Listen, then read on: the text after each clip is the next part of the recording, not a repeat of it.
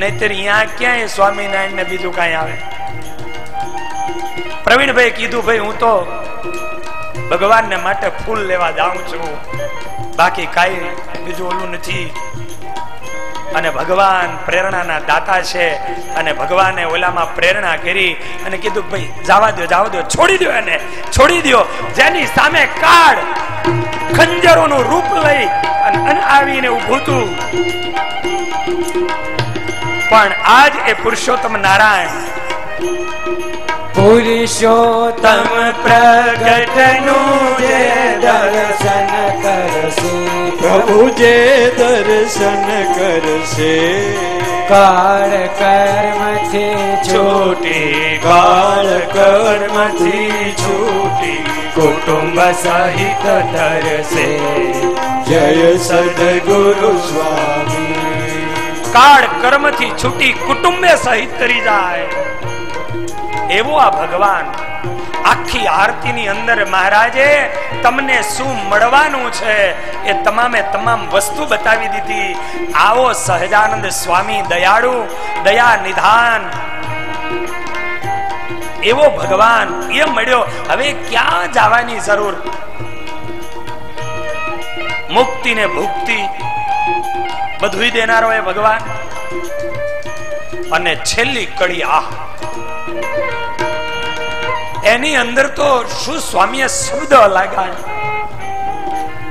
આખા સમાધિ પ્રકરણની જે સંશયો હતા એ બધા એક છેલ્લી કડીની અંદર એને કહી નાખ્યા.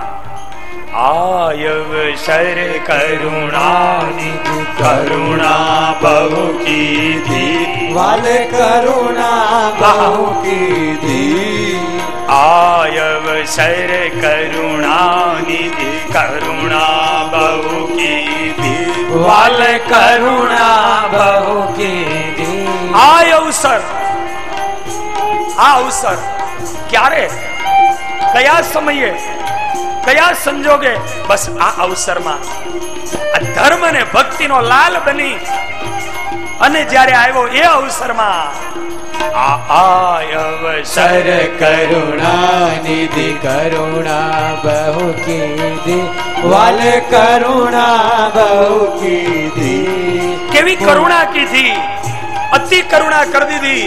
અને એટલા માટે તો મુક્તાનંદ કહે મુક્તિ, મુક્તાનંદ કહે મુક્તિ, સુગમ કરી સીધી. જય સદગુરુ સ્વામી, જય સદગુરુ સ્વામી, પ્રભુ જય સદગુરુ સ્વામી. સહજાનંદ દયાળુ, સહજાનંદ દયાળુ, બળવંત બહુ નામી, પ્રભુ જય સદગુરુ સ્વામી, પ્રભુ જય સદગુરુ સ્વામી, પ્રભુ જય સદગુરુ સ્વામી. મુક્તાનંદ કહે મુક્તિ, સુગમ કરી સિદ્ધિ. મુક્તાનંદ સ્વામી કહે છે કે મુક્તિ આજ આ જીવને કઠિનમાં કઠિન કોઈ વસ્તુ હોય, મુક્તપણાને પામવું એ અતિ કઠિન છે. મુક્તપણા, મુક્ત ક્યારે કહેવાય? અર્થ સમજો. મુક્ત, મુક્તનો ભાવાર્થ જ એ થાય કે તમે દરેક જગ્યામાંથી બની જાઓ મુક્ત. ત્યારે મુક્ત. કોઈ જગ્યાએ ક્યાંય કોઈ પ્રકારે બંધન ન રહે એ મુક્ત. પહોંચ્યા છીએ પછી કેવું મુક્ત? એ મુક્ત કે ક્યાંય કોઈ પ્રકારે બંધન ન રહે એ મુક્ત. મુક્તાનંદ કહે મુક્તિ. મુક્ત જે બનવું બહુ અઘરી વાત છે. ભલભલાને બંધન કરાવી દે, ભલભલાને બંધન કરાવી દે. અરે અમે સાધુ હોય ને ક્યાંય નહીં, પ્રસાદીની વસ્તુમાં બંધન રહી જાય. મૂડીમાં એક સંત હતા અને એ સંત હળવદ દેશની અંદર ગયા વિચરણ કરવા આજથી 40 વર્ષ પહેલા. ભક્તો ખુશ થઈ ગયા. સ્વામી આવ્યા, સ્વામી આવ્યા. સ્વામી રોકાવું છે ને, હમણાં 15 દાડા રોકાવું છે. રોકાયા. બીજા દી હવારમાં ગરીબ ભગત ને કીધું ગાડું તૈયાર કર, મૂડીએ જવું છે.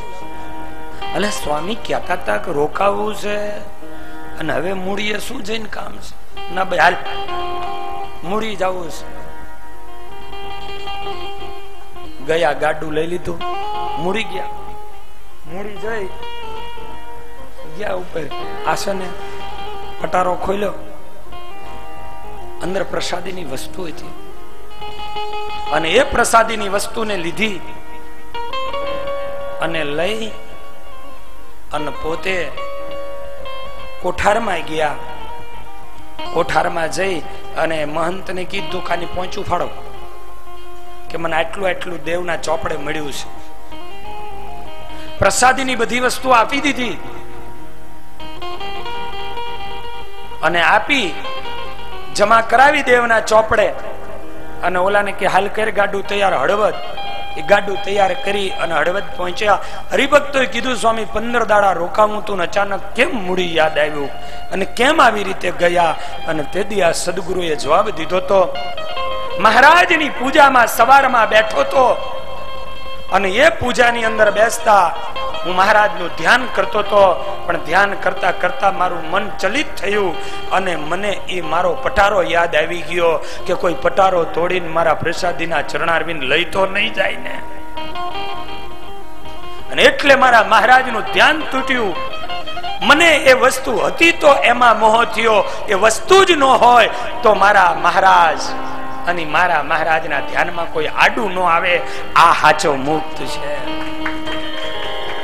આજ પણ આવા સંતો છે, પણ જે સાચી જેને ભક્તિ કરવી છે એ દેખાડો નહીં કરે, એ ટોળા લઈને નહીં ફરે. હાલો બતાવું. મૂડીમાં ઘનશ્યામ મહારાજના પૂજારી અમારા જેપી સ્વામી અમારા મંડળમાં જ છે, ગુરુભાઈ થાય. કેવો સાધુ, તમને ખબર નહીં હોય, નાની ઉંમર છે હજુ. એ સંતની પાસે જો આજની તારીખમાં મહારાજની પ્રસાદીની વસ્તુ એની ક્યારેય પણ મૂલ્ય થઈ જ ન શકે, અમૂલ્ય છે. પણ એટલી બધી પ્રસાદીની વસ્તુ હતી. આજના સમયમાં જો કદાચ એનું મૂલ્યાંકન મૂકવા જાઓ તો લાખો રૂપિયામાં એની કિંમત થાય. મહારાજના 10 નખ, 20 નખ, મહારાજના અસ્થિ, મહારાજના કેશ, એવી તો કેટલી વસ્તુઓ. કારણ કે મારા મંડળમાં એટલે મને ખબર છે. અને એ સંત એને મોટા મહારાજશ્રીએ મ્યુઝિયમનો સંકલ્પ કર્યો અને તે દિવસે એને નક્કી કર્યું કે મારા બધું આપી દેવું, કઈ ન જોઈએ મારી પાસે. મહારાજશ્રી ત્યાં મૂડી પધાર્યા હતા. અમને 2 દાડા અગાઉ બોલાવ્યા. મને સીપી સ્વામીને કીધું બસ મને આવો સંકલ્પ થયો છે, મારા બધું મહારાજશ્રીને અર્પણ કરી દેવું છે, મારે કઈ નથી જોઈતું. મેં કીધું સ્વામી પૂજામાં કદાચ કોઈ એકાદી વસ્તુ રાખવી હોય તો કોઈ વસ્તુ રાખો, નહીં કઈ વસ્તુ ન જોઈએ. એને આપવાનો સંકલ્પ કર્યો. મેં કીધું સ્વામી તો મહારાજશ્રી વધારવાના છે, અર્પણ કરવાના છો, તો ફોટોગ્રાફરને એને બોલાવવા છે, કોઈ શૂટિંગ કરાવવું છે. અને તે દી આ સાધુએ હું જવાબ આપ્યો તો ખબર છે સ્વામી? ઈ ફોટોગ્રાફરને બોલાવીને ફોટા પાડી અને ક્યારેક જોવું ત્યારે મારા મનમાં એમ થાય ને કે મેં આ મહારાજને આપ્યું, મારી ક્યારે જોવું પણ નથી. એ આપ્યું, એ આપ્યું, આપ્યું, એ આપ્યું, મારે જોવું પણ નથી. એથી આગળ બતાવું. અને આ બધું આપી દીધા પછી એ સાધુ મૌન વ્રતમાં ઉતરી ગયા. ઘનશ્યામ મહારાજની સેવા કરવાની. મૂડીનું એ મંદિર કેવડું મોટું. આજ પણ એ મૂડી મંદિર આખું વેલો 2:30 વાગે આ સંત ઉઠે, આખું મંદિર જાતે એકલા વારે. એ મંદિરને વાર્યા પછી એ પોતે ઘનશ્યામ મહારાજની સેવા કરવા જાય. મંદિર એટલે અંદરનું નહીં, આખું એ પ્રદક્ષિણા બધું વારવાનું, આખા ચાતુર્માસ 4 મહિના. પછી સ્નાન કરવા જઈ, સોરે થાય, સોરે થઈ અને ઘનશ્યામ મહારાજની સેવા કરવા જાય. સેવા કરી ઠાકોરજીના થાળ કરે, અર્પણ કરે. એ દરમિયાનમાં ડેલી સર્વિસ 108 જન્મંગલના પાઠ કરે અને આ રીતે જીવન એ વ્યતીત કરે. આજ તમે એને જુઓ તો એની 35-38 વર્ષની ઉંમર તમને 80 વર્ષના ડોસા જેવા લાગે. આજે 3 વર્ષથી એને મૌન છે. દેવની સેવા કરે છતાં મૌન, કઈ બોલવાનું નહીં. ઠાકોરજી પાસે કોઈ કાજુ મૂકી જાય, કોઈ બદામ મૂકી જાય, જે કઈ ભેગું થાય એની નાની નાની કોથરીઓ કરી અને સંતોને આસને આસને જઈને દી આવે. મારે કઈ ન જોઈએ, મારે કઈ ન જોઈએ. આવો આ સાધુ. પણ કોઈ દાડો કોઈનો નહીં પ્રચાર, કોઈના નહીં ટોળા લઈને ફરવું, કશું નહીં. જાવ ગોતવા, મળી રે તમને છે. આજે પણ જેને ખરેખર ભગવાન જ ભજવા છે, મહારાજને રાજી કરવા માટે કરવું છે, એ ક્યારેય પણ પ્રચાર ને પ્રસારો નહીં કરે. જેની અંદર કાંઈક છે, જેને મહારાજને રાજી કરવા છે, એ બીજું નહીં કે સ્વામી આમ કરે ને સ્વામી આમ કરે, સ્વામી આવા છે ને સ્વામી આવા છે, નહીં કે બસ એ તો મારા મહારાજ. એ મહારાજના ગુણ ગાશે, એ મહારાજની વાત કરશે, બીજી વાત નહીં થાય. આજે પણ આવા સંતો છે મુક્ત. આ મુક્ત છે. આને મુક્ત કહેવાય કે દરેક વસ્તુમાંથી એને મુક્તિ મળી જાય, કોઈ પણ પ્રકારનો એને મોહ ન રહે. માટે મુક્તાનંદ સ્વામી કહે, મુક્તાનંદ કહે મુક્તિ સુગમ કરી સિદ્ધિ. હે મહારાજ, આ સમાધિઓ જેવી સિદ્ધિઓ એને તમે સુગમ કરી દીધી, એને તમે સહેલી કરી દીધી, એને સરળ કરી દીધી. મુક્તાનંદ કહે મુક્તિ, મુક્તિ મેળવવી એ જ અઘરામાં અઘરી વસ્તુ છે. મોક્ષ મેળવવો એ જ અઘરી વસ્તુ છે. પણ મુક્તાનંદ સ્વામી કે આ 3 છોગાના ધરતલ એ સહજાનંદ સ્વામીના ચરણમાં આવી જાઓ બાપ, આવી જાઓ, આવી જાઓ, તમારી મુક્તિ થઈ ગઈ સમજો. અને એટલે મહારાજ કહેતા કે અમારા સત્સંગી નહીં, પણ અમારા સત્સંગીના ગોરાનું પાણી પીશે એનું પણ કલ્યાણ. અમારા સત્સંગીના ગોરાનું પાણી પીવે એનું પણ કલ્યાણ. તો એના સત્સંગીનું નહીં થાય. અમુક લોકો તો નકરી એવી જ કરતા હોય. એટલે આ મહારાજના ગુણ ગાવ ને, મહારાજના ચરિત્રોની વાતો કરો. મહારાજના સુંદર મજાના ચરિત્રોને ગાઈ દિવ્ય ગુણી, દિવ્ય ભાવી બની. એ પોઝિટિવ એ આપી અને પોઝિટિવ જોતા શીખો. સદગુણી બનો, ગુણગ્રાહી થાઓ. આજ મુક્તાનંદ સ્વામી એમ કહે મુક્તિ સુગમ કરી સિદ્ધિ. એ સિદ્ધિઓને સુગમ કરી દીધી છે અને એ આરતીને પૂરી કરી, આરતી લીધી. અને આજ સર્વે સર્વા લોકો મોટા ભાગના રામાનંદ સ્વામી પછી મોટેરા મુક્તાનંદ સ્વામીને માનતા હતા. અને એવામાં એ મુક્તાનંદ સ્વામી ત્યાં સભામાં ઉભા થયા અને ઉભા થઈને કહે છે, હે સભાજનો, આજ મારે કહેવું છે, એક વાત કરવી છે. કરું? સભાજનો કે હા કરો. અને તે દિવસે મુક્તાનંદ સ્વામીએ કીધું તું, હે સભાસદો, હે સભાજનો, સાંભળો, સાંભળો. આ મહારાજ, આ 3 છોગાનો ધરતલ સહજાનંદ સ્વામી એ અનંત બ્રહ્માંડ નો અધિપતિ, સર્વોપરી ભગવાન શ્રી હરિ છે. અને એમાં જો રંચ માત્ર કોઈ ફેર હોય તો આખા બ્રહ્માંડ નું પાપ મારે માથે આવે. અને માટે હું કહું છું કે આ સહજાનંદ સ્વામી એ સર્વોપરી ભગવાન છે. એને સર્વોપરી માનજો, એને સર્વોપરી ભગવાન માનજો.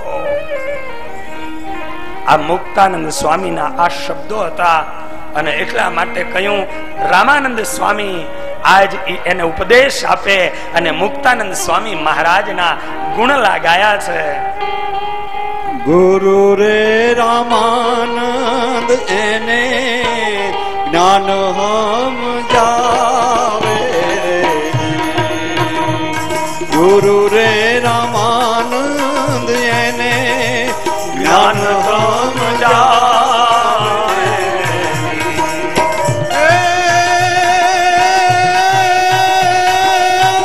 એ જીએના ગુણના મુક્તાનંદ ગાવે એના ગુણના મુક્તાનંદ ગાવે નારાયણ સ્વામી મનડું રંગાવ્યા સમાધિ થાવે આજ મારા ગુરુ રામાનંદ સ્વામીએ મને સમજાયું અને એટલે મને ખબર પડી કે આ સહજાનંદ સ્વામી એ સર્વોપરી ભગવાન છે અને એમાં જો કોઈ નિમિષ માત્ર ફેર હોય તો આખા બ્રહ્માંડનું પાપ એ અમને આવો એ મને આવો અને સારી એ સભામાં જય જયકાર થયો. બોલો સર્વોપરી ભગવાન શ્રી હરિની સ્વામિનારાયણ ભગવાન છપૈયાધીશ જય. મહારાજના નામનો આજે મેઘપુરની ધરતી ઉપર જય જયકાર થઈ રહ્યો છે. ઊંચા હાથ કરી અને સર્વોપરી મહારાજ એના નામનો જયનાદ કરીએ. બોલો છપૈયાધીશ છપૈયાધીશ છપૈયાધીશ. દરેક લોકોએ દરેક ભક્તોએ મહારાજને સર્વોપરી જાણ્યા છે, સર્વેશ્વર જાણ્યા છે, મહારાજનો સર્વોપરીનો નિશ્ચય કર્યો છે અને ઈ મેઘપુરની ધરતી ઉપર મુક્તાનંદ સ્વામીના સંશયોને દૂરો કરી મહારાજ મેઘપુરથી નીકળી અને હવે માણાવદરમાં જશે. 4 વાગ્યાની કથામાં પ્રભુના નામ અને સ્મરણની